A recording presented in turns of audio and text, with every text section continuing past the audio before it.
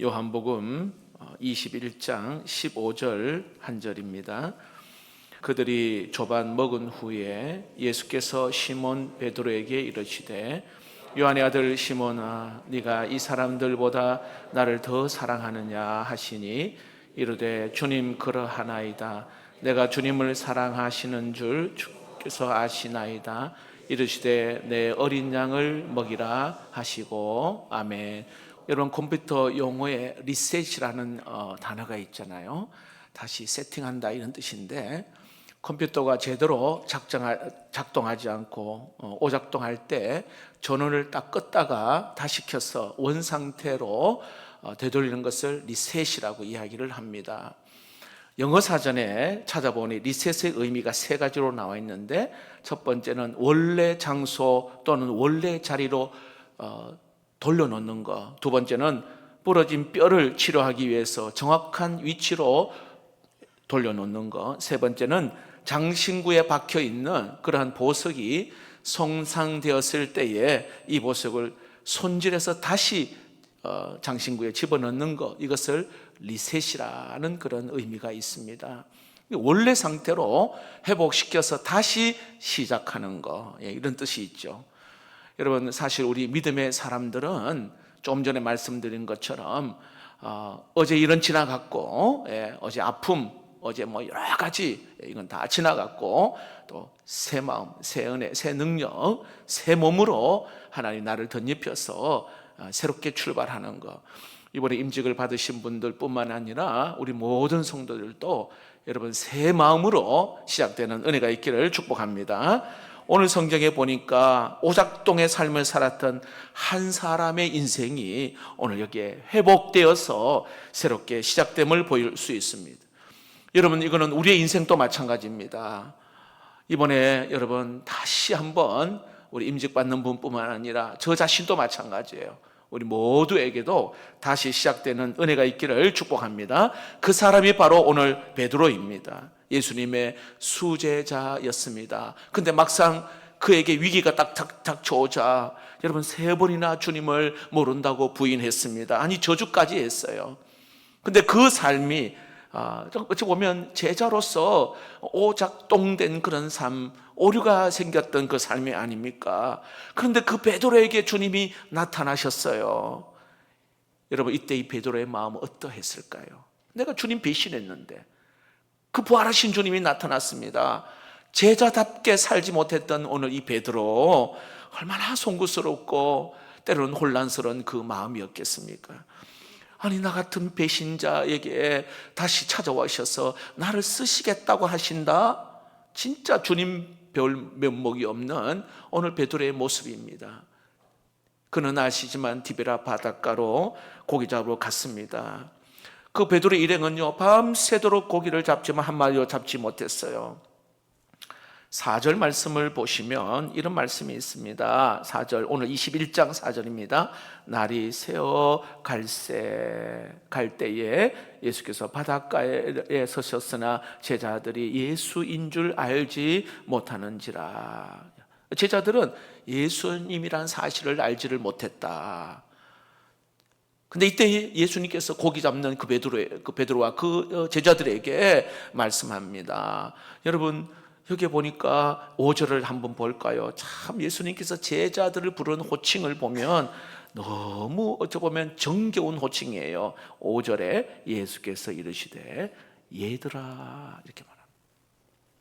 영어로 children, 헬라말로 파이디아 이렇게 말합니다. 얘들아. 굉장히 친근한 호칭으로 오늘 제자를 부르는 예수님의 모습을 봅니다. 여러분, 예수님이 이들에게, 자, 주님 모르고 다 고향으로 가서 고기 잡으러 간 이들에게 뭔가 책망하기 위해서 찾아오시는 예수님의 모습은 전혀 볼 수가 없습니다. 자, 그러면서 묻습니다. 밤새도록 고기를 이게 수고했는데 고기 잡은 게 있느냐라고 묻습니다. 자, 이 말씀을 하실 때에도 이 제자들은요, 예수님이라는 사실을 모르고 있었습니다. 오늘 본문 6절까지는 예수님이라는 사실을 알아차지지 못했어요. 그런데 오늘 예수님이 그들에게 배 오른편에 그물을 던지라. 이 말씀에 순종하여 그물을 던졌더니 이렇게 많은 물고기를 잡게 됩니다. 바로 그 순간, 자 7절입니다. 7절에 보니까 제자 요한이 주님이시다 이렇게 말합니다. 예, 주님. 요한이 베드로에게 주님이시다. 그러니까 요한이 제일 먼저 주님이라는 사실을 알게 된 겁니다. 이때 이 베드로는요, 주저함 없이 그냥 옷 입은 채로 바다에 뛰어듭니다. 다른 제자들은 배를 타고 해변으로 가는데 베드로는 그냥 뛰어듭니다. 지체 없이 뛰어든 오늘 이 베드로의 모습 속에서 저는 이 베드로의 심정을 이해할 수 있을 것 같아요. 참 수제자였잖아요. 주님 사랑합니다. 다른 사람 다 버려도 나는 주님만은 내가 저버리지 않겠습니다. 호언장담했잖아요. 주님을 한때 이렇게 참 부인했던 이 베드로,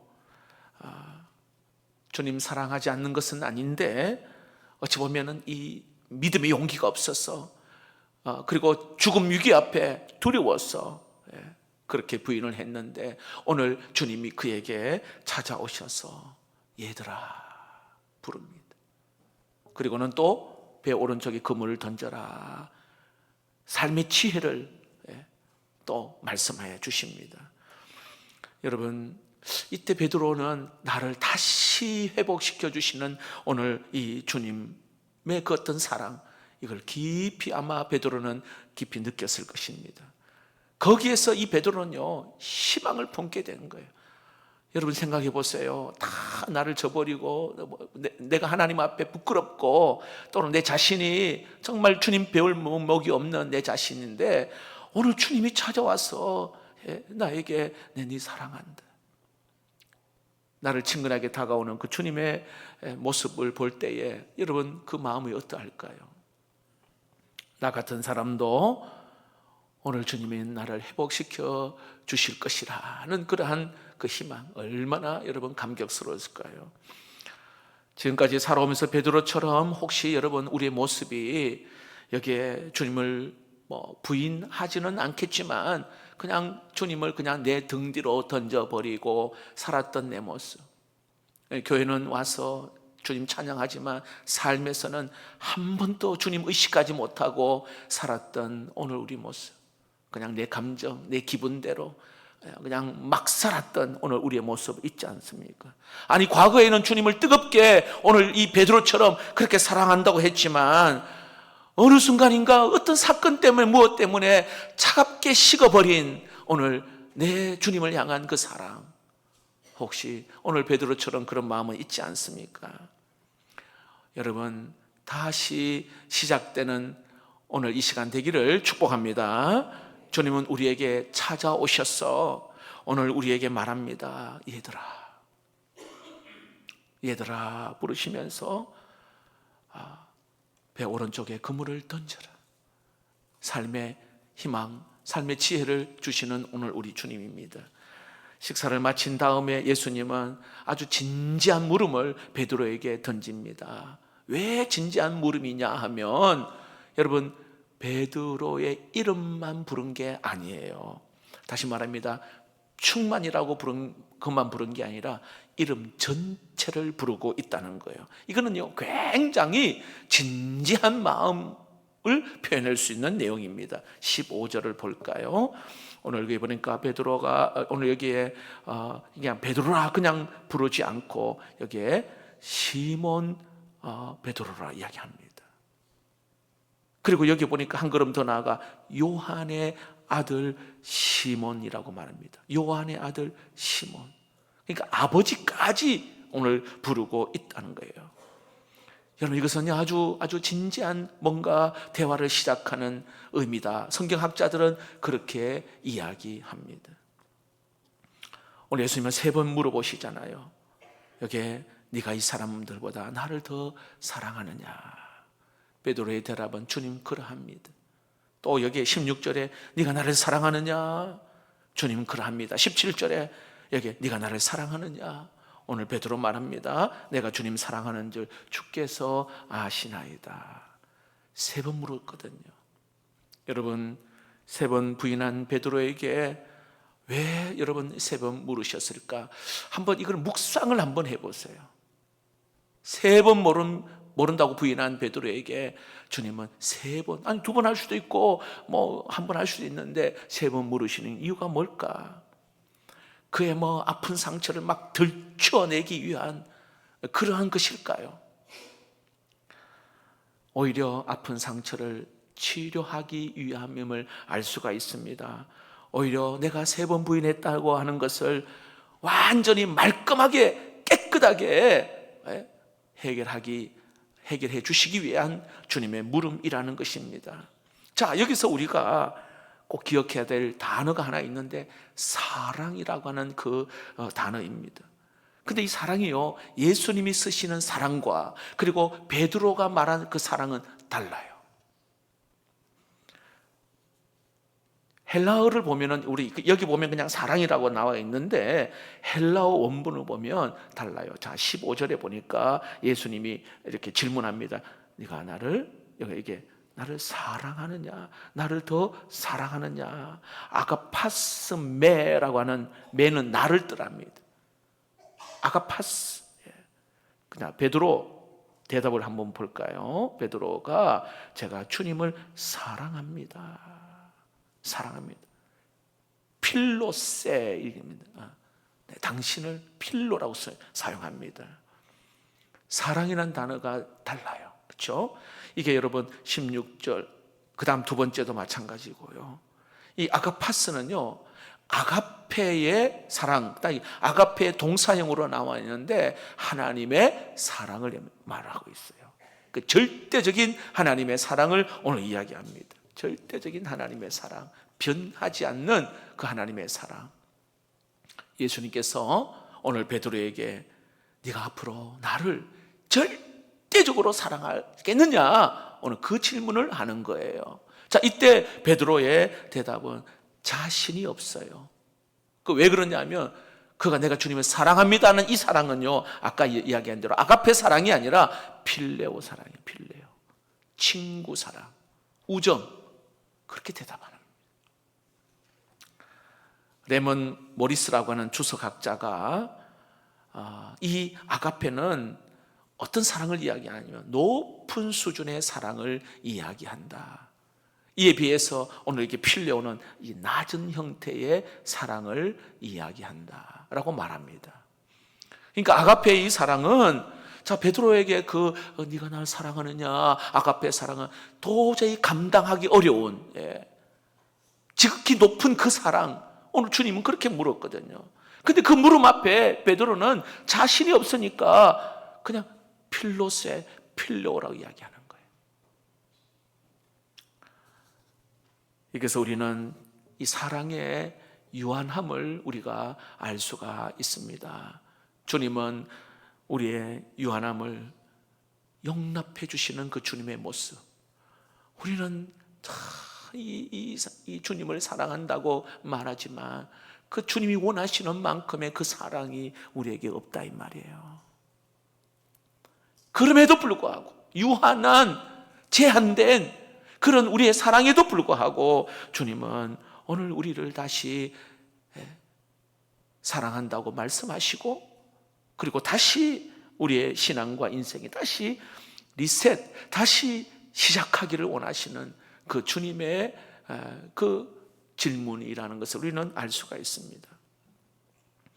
여러분, 이 사랑의 고백이 끝나자 주님은 우리에게 사명을 맡기십니다. 순서가 중요합니다. 사랑을 오늘 여기에 그 고백이 끝나자 사명을 맡깁니다. 여러분, 사명이 먼저가 아니라 사랑이 먼저예요. 사랑을 확인하고 그 다음에 사명을 오늘 여기에 맡깁니다. 따라해 봅시다. 사랑하면 사명 감당할 수 있습니다. 사랑이 있으면 오늘 여기에 사명을 감당할 수 있습니다. 좀 쉽게 말씀을 드리면 우리 남자분들, 아내들이 이렇게 남편을 사랑하잖아요. 남편을 진짜 사랑하면 메뉴가 다르잖아요. 대우가 달라지잖아요. 예. 사랑이 없으면 그냥 찬밥 던져주고 그냥 알아서 먹어라. 사랑이 먼저예요. 사랑. 그래서 여러분, 따뜻한 밥을 먹기 전에 아내를 사랑하는 게 먼저라. 사랑이 사명보다 먼저. 오늘 주님은 베드로에게 그 사랑을 확인하는 사랑.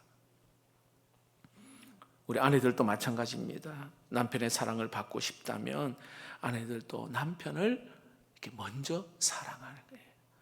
선물보다도 더 중요한 건 사랑이에요. 사랑. 오늘 지금 베드로의 회복의 중요한 대목은 오늘 베드로의 사명 감당하기 이전에 이렇게 사랑을 먼저 회복함을 알 수가 있습니다. 그래서 레오 모리스라는 이 수석학자는 이 베드로의 사건을 가지고는요 3번의 부인이 있었잖아요. 그리고는 주님을 사랑한다고 3번의 확인을 합니다.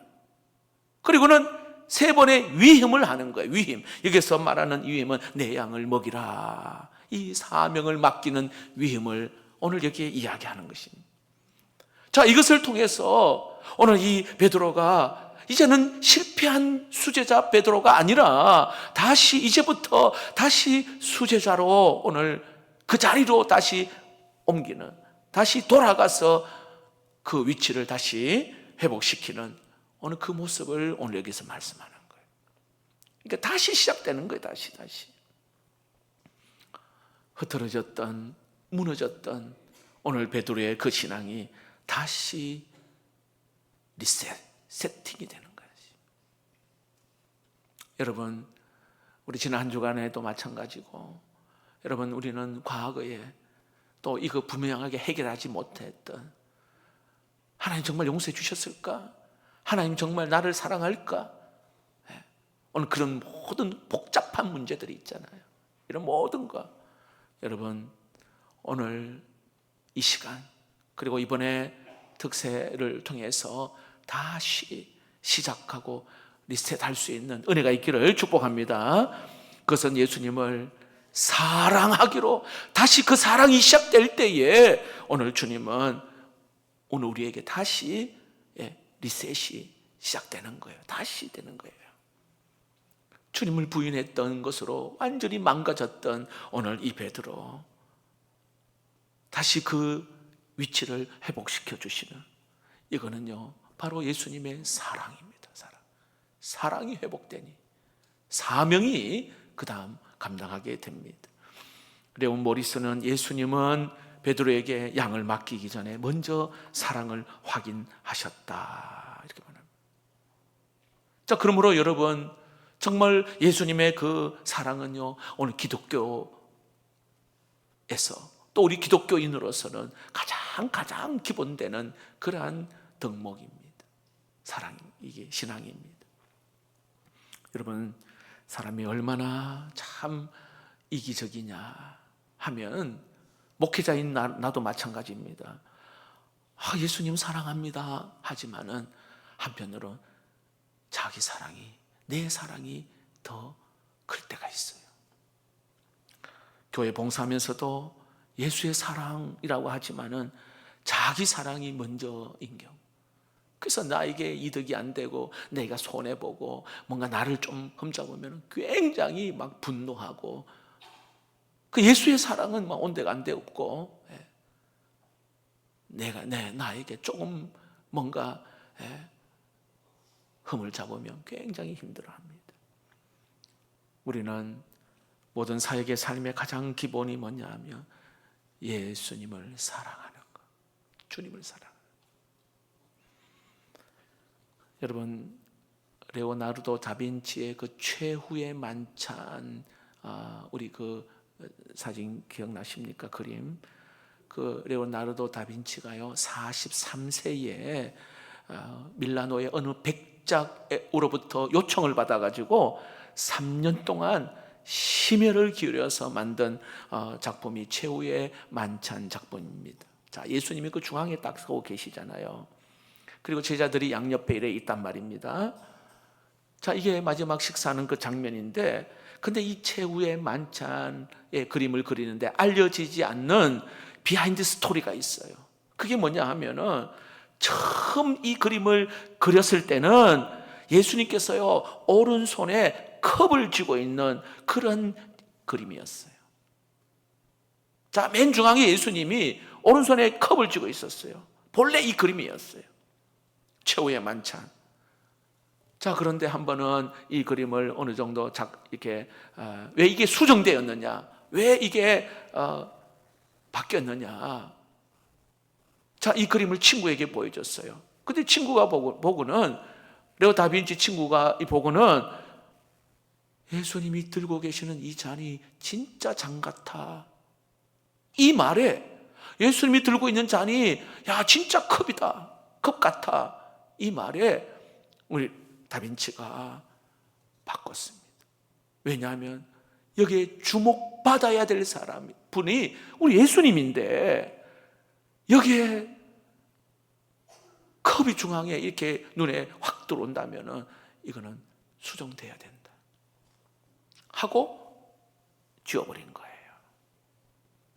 여러분, 우리 인생의 도화지에 그려진 그림 가운데 정말 그리스도보다도, 예수님보다도 더 중요한 게 여러분 드러난다면, 이거 여러분 삭제하든지 수정해야 돼요. 그래야 다시 리셋, 다시 시작할 수가 있다 이 말이에요. 내 인생의 그림의 도화지 속에, 그림 속에 예수님보다 더 두드러지게 나타난 거, 이게 없어야만이 주님이 역사하기 시작하고 주님이 일하시기 시작하는 겁니다. 어떤 사람에게는 지식일 수가 있고요, 어떤 사람에게는 사회적 지위가, 주님보다도 그 지위가 더 우선일 수도 있고, 어떤 사람은 든든한 이 돈, 물질이 주님보다도 더 우선이 된다며, 이것을 여러분 수정해야 한다는 거예요. 이 시간 여러분 또 한 주간 동안 주님보다 더 두드린 것이 있다면 그것이 무엇인지, 이거는 성령께서 깨닫게 하시는 거잖아요. 그래서 내 인생에서는 주님밖에 없습니다. 주님이 제일입니다. 주님 사랑합니다. 그 다음에 사명을 맡기셔요.